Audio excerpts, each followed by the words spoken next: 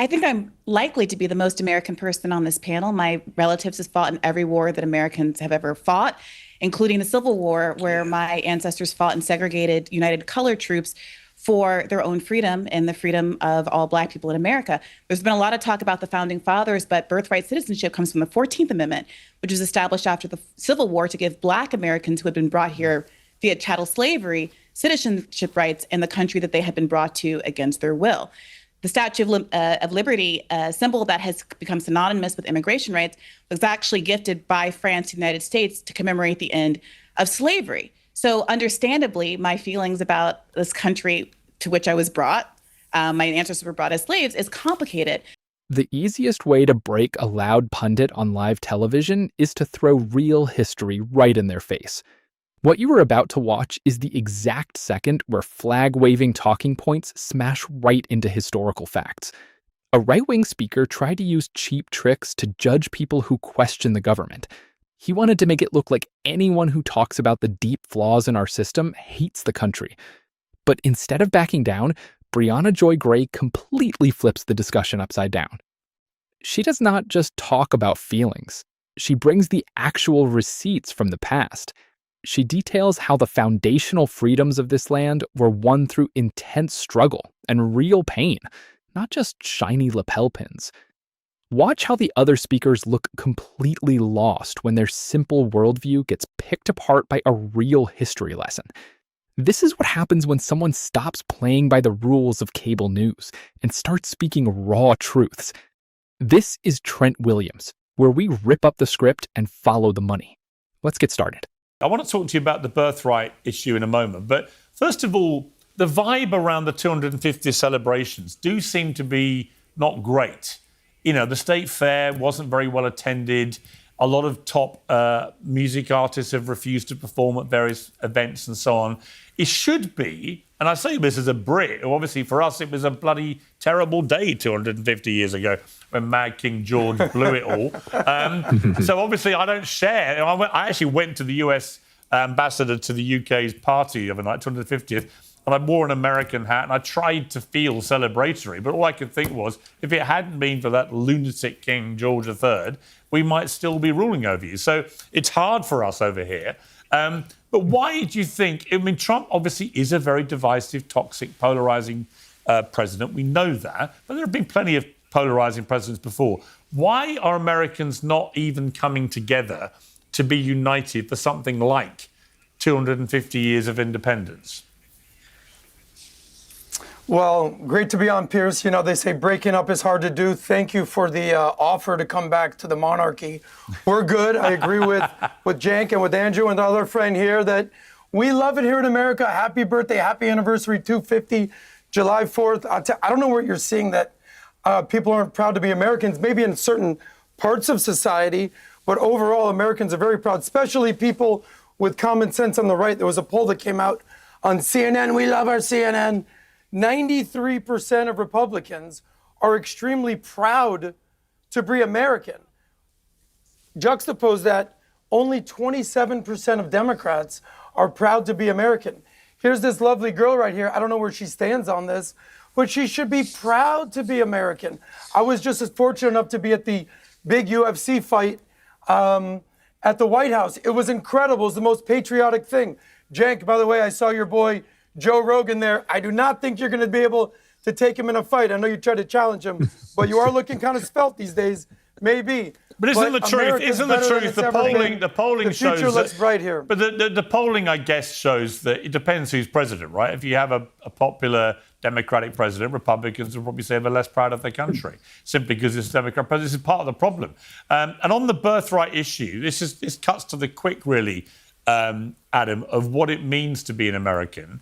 You know, the founding fathers clearly intended, if you were born in the United States, you're an American.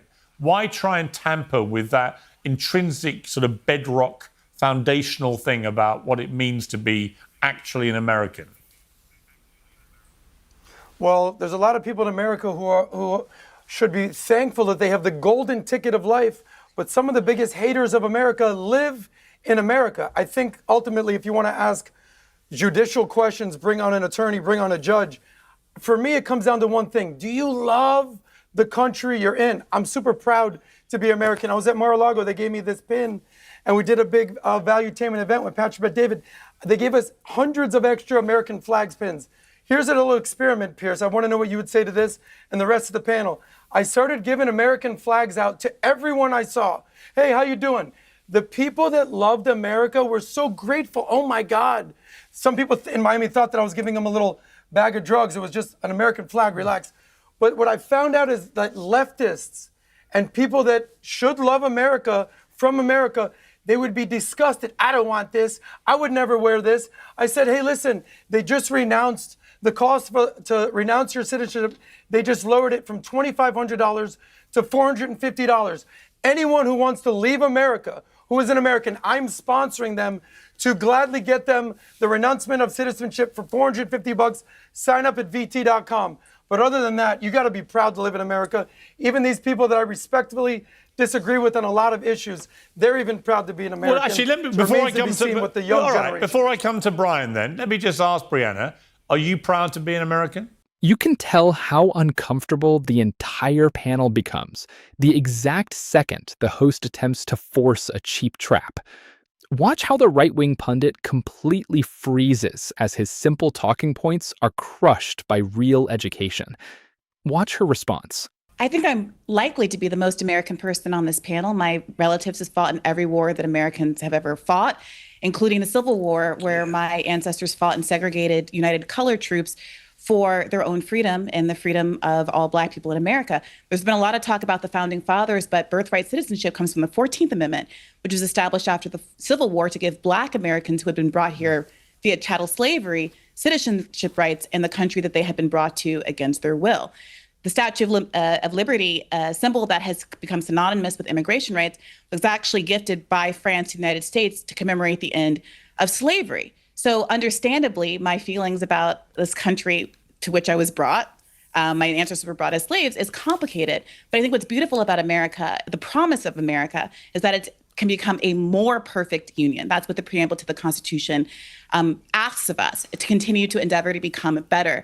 And while I think it's healthy and good to have pride in one's country, I lived overseas as a kid and found myself defending America from all kinds of insults all the time. I have a deep cultural affection for this country. My whole culture of people was invented and formed and is uniquely American as a Black American. I think that it would be a mistake to stop endeavoring to make the country better and to live up to the promise of its ideals. That's a very good answer, but I've noticed you haven't actually answered the question. Are you proud to be an American right now? You know, it's really hard, Pierce, right now when our country is synonymous with executing a genocide that has killed hundreds of thousands of people on the other side of the world. So there are aspects of being an American that I am very proud of. You're a beautiful girl. I'm so sorry for interrupting. Hang on. Are you proud to be an American or not? That's it. Hang on, Briahna. Were you proud to be an American under Barack Obama? Not in particular. I mean, to me, it wasn't. Barack Obama had deep flaws and failings, including executing a drone war and being the So which deporter-in-chief. president were you proud to be an American under? I think that my pride in being American has less to do with our political leadership, which is often give very me a time disappointing. period when you were proud to be an American. I'm proud in relationship to my fellow countrymen. No, I get it. But and the beauty, which period of your life as an American? Sad to watch. Briahna, which period of your life as an American? You spoke very eloquently about your family fighting in all the wars. Very impressive. But at which period of your life would you have answered yes to the question, are you proud to be an American? Every single day of my life, there are moments that I'm proud to be an American. I had a beautiful interaction. That's not the same. Good. What's not the same? Well, let me bring Brian in. I want to bring Brian in. Brian, you see, that wasn't so hard to do, there's an interesting equivocation there. Because just say you're proud to be an American. Adam's just proud to be an American, full stop. Are there any moments, to the gentleman in the bottom left corner, where you're not proud to be an American, when you're ashamed of the behaviors of your own country? Or do you support America without any caveat 100% of the time, like a loyal slave? I wish that you loved America the way that the average American did. I really do. It's sad to see. Are you going to answer my question? As an example of Are you a loyal slave, Adam Sosnick? Yes or no? No, we live in the freest country in the world. Nobody here's a slave. The fact that she had to give this long, beautiful answer rather than saying, yes, I'm proud to be an American, is a And problem, do you and exercise your I think we right need to to address critique it. America? Or do you Nobody's slavishly saying you defend can't, it even Briahna. when You it doesn't speak very deserve defending? Why can't you be proud of your country Briahna, nobody- 100% of the just be time, proud to but be an accept that the American, country that's has it. flaws? Let me bring Brian in. That's an Ready? absurd, Right, hang on, that's an hang on, absurd Brian. logical fallacy. Hang on. Let's There let are Brian. Briahna, why very is a few Brit Please. defending America more than you? You Let's should let be a proud Brian- American. Let's let Brian speak. Interesting. Go ahead. It's an interesting thing, Brian, right? This question which Brianna has raised, which is, can you say on a day when you're feeling angry about something your country's done, can you say, right, on that day you're not proud of your country? Or should pride in your country be the overarching thing which overrides everything, albeit you may find there are things your country does you don't like, but your pride never dims? Where do you sit with this? Yeah.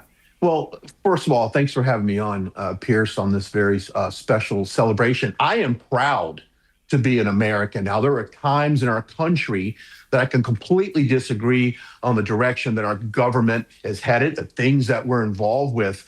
But to able to have this conversation, I think she is proud to be American, because in certain countries, you can't even go on a platform like we are right now and have this very discussion. Right. So I think deep down inside, she is proud to be American, because if she lived on any other soil, she wouldn't be able to have this dialogue. But Well, no one needs to speak for me. I'm happy to articulate my own well, then you views need on to the say matter. it then. I think In a what we're all very looking long-winded for answer, I may add. is for Well, you I'm to sorry say, if you yes, want a kind I'm of proud dim-witted black to or be white knee-jerk an American. response It's to not this. about race. But we It's live not in a about race. complicated world. If it's too complicated for you, I don't know what to tell a beautiful you. victim this beautiful girl is. What a beautiful victim. Well, thank you for the Let me compliment. bring I'm a in. little Let me old bring for- in. to be Andrew called a wants to girl, jump but I'll in. take it Let while I can get it. I don't know. Let's let I everyone feel have like a there's kind chat, of two because things. I mean, even Cenk has been uniquely quiet so far. I want to bring him, crank him up. I got to in a give minute. Cenk props. The Let me- fact let that me he's bring in Andrew yelling and first, screaming then- like usual Let me bring is Andrew in, then amazing. Cenk. Andrew, what did you want to say?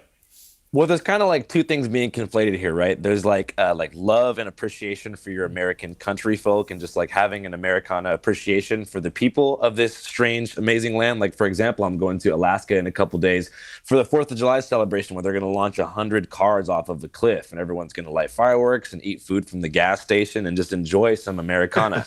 Whereas the other one is like the Sign U.S. me up. roles in the other one is like U.S. imperialism, and like, I guess, seeing foreign intervention, which is obviously costly, happening at the same time that most people in my generation have like 2 jobs, 3 roommates, and are just unfulfilled and have no community. So I think it's probably like feels weird for people to wear like an American flag pin or feel patriotic as far as like the U.S. as a global imperial force, while life on domestic soil is so bad, especially for like the Gen Z population. So I feel like there's kind of 2 different things being discussed here, which is like, do you love America as a group of people, as like a cultural mass of unique individuals, or do you like the U.S. as like a global military force that, backs CIA coups every time somebody wants to have their own election? The anger you just saw on that panel has absolutely nothing to do with patriotism, and everything to do with protecting a very profitable business model. That model is based on shallow, manufactured pride.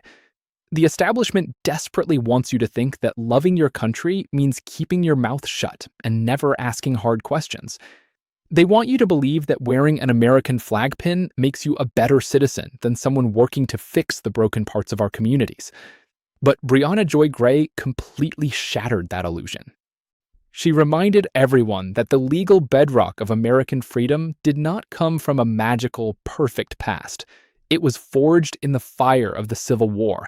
It came from the 14th Amendment, which was specifically written to protect people who were brought here in chains against their will.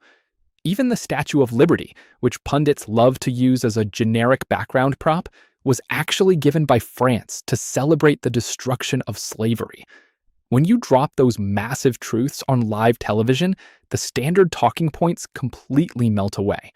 Notice how the media elites instantly short-circuit. Piers Morgan cannot even let her finish a sentence without demanding a simple, childish yes or no answer. They treat a deeply complicated history like a sports game, where you just have to cheer for your team 100% of the time. Why do they get so angry when someone brings real education to the table? Because as long as working class people are fighting over simple slogans, they will never look up and see how the rulers of our economy are picking their pockets. Shallow patriotism is simply a public relations tool used to keep you distracted. While these pundits argue on TV about who loves the flag more, the people funding their networks are quietly making billions of dollars off of global conflict and corporate greed. They tell you to be polite, follow the script, and never question the system. But the second a creator holds up a mirror and uses real history to expose their hypocrisy, their moral high ground completely disappears. We are completely done letting corporate talking heads tell us what true citizenship looks like. The era of letting the political elite wash away their failures with simple slogans is totally over.